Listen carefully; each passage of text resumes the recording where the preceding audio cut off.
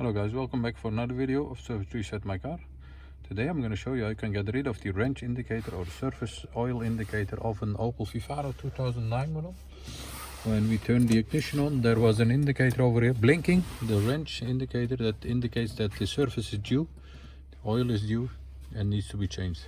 After changing it, you have to reset that manually so you can get rid of that sign. Before we start, I want to mention our YouTube channel, Service Reset My Car. Have a look at our channel for more than 300 other videos on how to reset different model cars. Use the comment area if you have any questions and I'll get back to you as soon as possible. Okay, first of all, we turn the ignition off. When we turn the ignition off, you have to use the accelerator pedal and the brake pedal.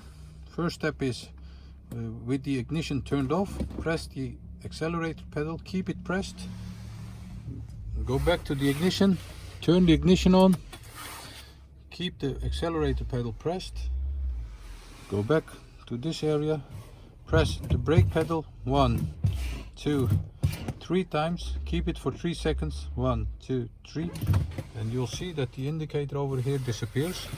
Turn the ignition off with the accelerator pedal pressed, let go the accelerator pedal, turn back the ignition on, and you'll see that the indicator over here that was flashing or indicating is gone.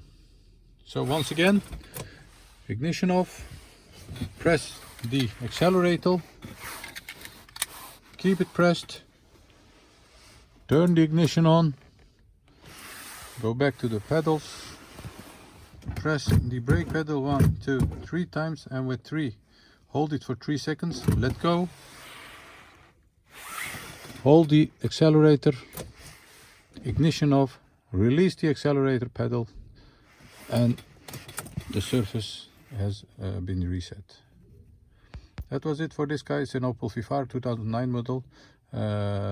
Stay safe, take care, and hope to see you next time with another video. Bye bye.